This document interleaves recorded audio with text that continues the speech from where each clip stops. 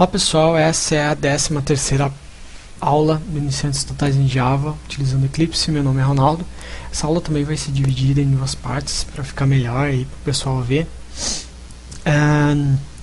Antes de tudo, da gente começar a continuar com as classes de teste do empréstimo e a classe empréstimo propriamente dita, você vai ver uma coisinha aqui interessante. Às vezes a gente esquece e faz, por exemplo, um método dentro de outro método. A gente esquece ali do abre e fecha parênteses e a gente acaba fazendo isso.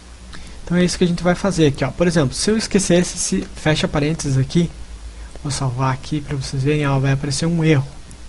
O que acontece? Quer dizer que tá faltando alguma coisa.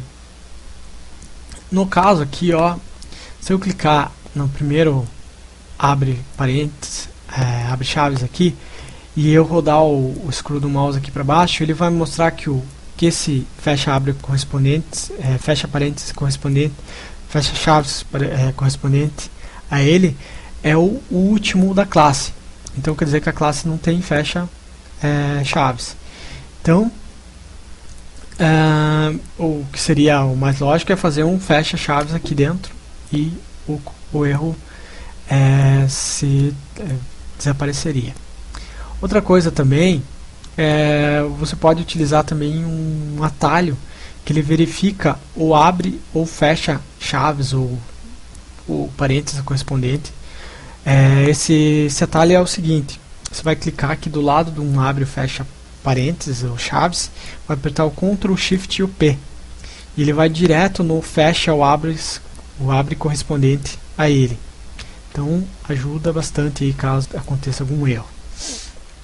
Pessoal, então a gente fez a classe empréstimo de livros, só que a gente esqueceu de um detalhe bastante importante aqui na nossa classe pessoa. A gente tem um campo chamado max livros, que a gente não está respeitando na classe de empréstimo lá. O que significa isso? Que o número de livros emprestado por cada pessoa ele deve ser menor ou igual a esse número aqui. Então a gente não está fazendo a verificação dele na classe empréstimo. E aí exatamente isso que a gente vai fazer agora. Então antes de tudo aqui eu vou fazer um teste para vocês verem o que eu acabei de falar. Então aqui eu vou fazer um comentário teste adicional para o máximo livros, para o máximo livro. Então o que eu vou fazer? Eu vou rodar aquele método setup para criar os itens e vou adicionar os itens e as pessoas, os livros e as pessoas na minha biblioteca. Ok, tenho tudo aqui já. Agora vou fazer o seguinte: eu vou fazer um assert true. Eu vou verificar. Vou colocar uma mensagem que caso esse assert true retorne falso, primeiro livro não pode ser emprestado. Ou seja, se isso aqui não for verdadeiro, vai retornar isso. E eu vou emprestar o livro 2 para a pessoa P1. Isso aqui, por teoria, vai voltar verdadeiro. Vou colocar aqui para ficar melhor visível. Então, ele vai emprestar o livro 2 para a pessoa P1.